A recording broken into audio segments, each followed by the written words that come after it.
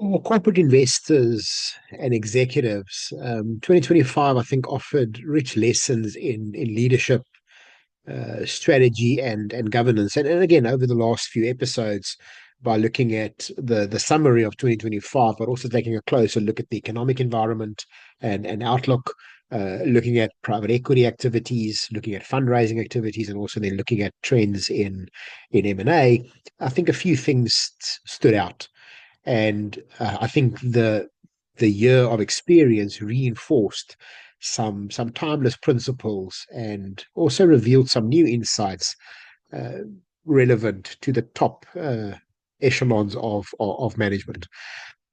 So what I want to cover in this session is really looking at lessons for leaders to take away from what we saw transpire in 2025. And I briefly structured it around three or four core themes.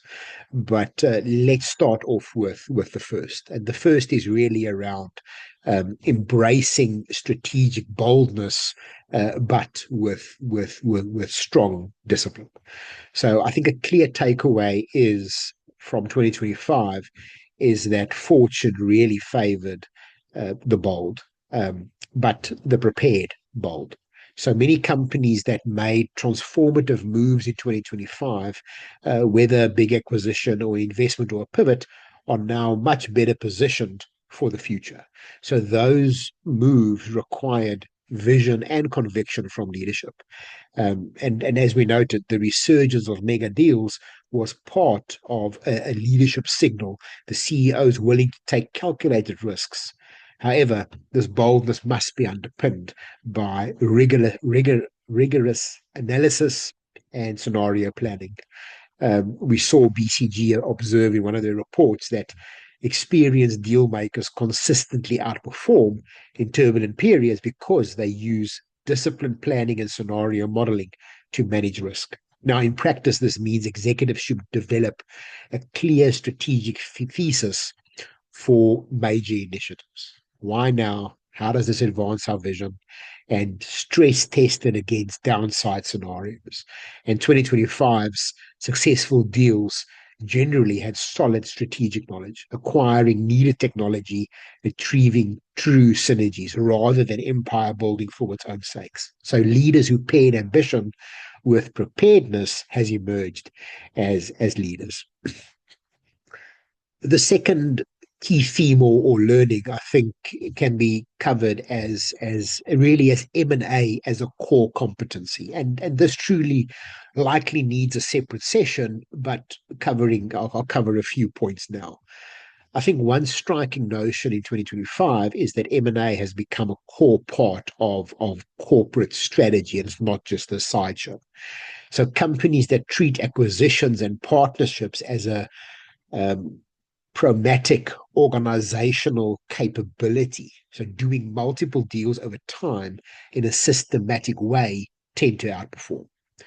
Uh, we can refer to McKinsey research, long-term research that finds that this pragmatic acquirers, those who regularly acquire small side targets to fuel growth, deliver higher total share returns with less risk than those who do episodic large deals.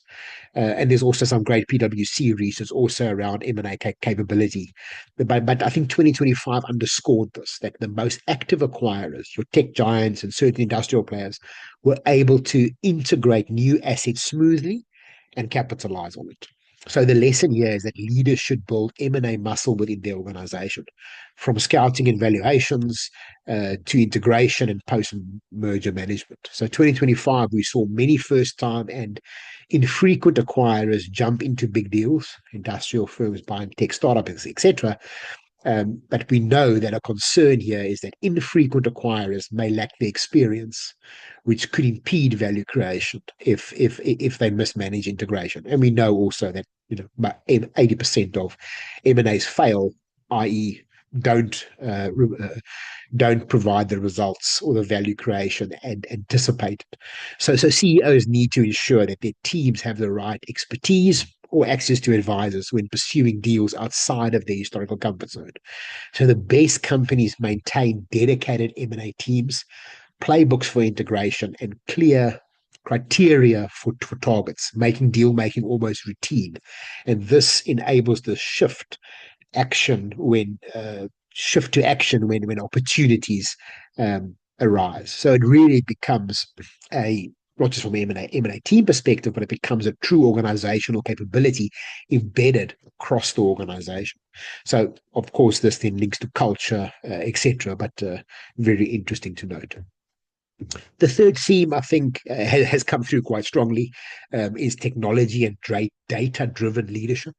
So the influence of technology in both strategy and operations of leadership came to the fore. Executive must be technology astute, not necessarily coding AI algorithms, but understanding the implication of technologies like AI, cloud, automation on their business models. And then year 2025 showed that AI can rapidly shape competitive dynamics. We've seen how AI investment boosted US growth and triggered M&A.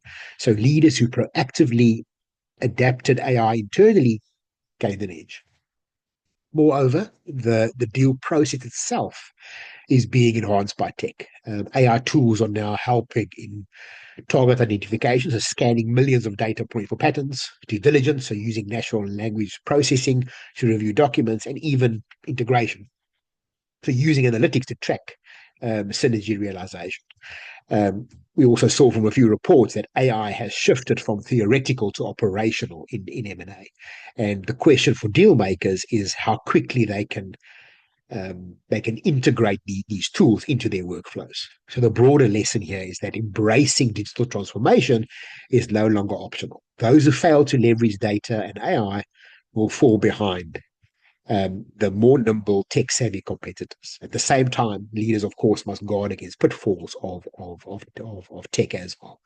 So, for instance, the warnings around misinformation and deepfake, so your technology risks, fueling societal disorder, which can spill into reputational risk for companies. So governance in digital age means being vigilant about information integrity and cybersecurity, as well as ethical AI development. A fourth theme is agility in governance and stakeholder management. I think if in 2025 taught us anything, it's that external environment can shift quickly.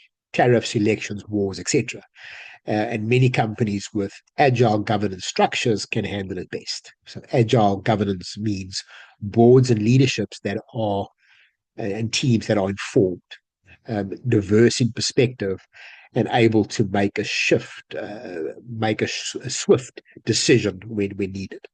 One example was how firms took proactive measures when trade tensions spiked. So reconfiguring supply chains and pricing strategies within weeks of tariff announcements, which required management agility and often board approval for these strategic choices. So companies also had to actively manage stakeholders. The rail merger case, for example, which we touch on in the M&A course, in the M&A episode, showed us that unions and regulators can heavily influence outcomes. So engaging them early and in good faith is key. Another governance lesson came indirectly via OpenAI. So the importance of trust and transparency between management, the board, and employees. When OpenAI's board abruptly fired the CEO in 2024, the backlash from employees and investors were immense, illustrating how a breakdown in governance can threaten an organization's very existence.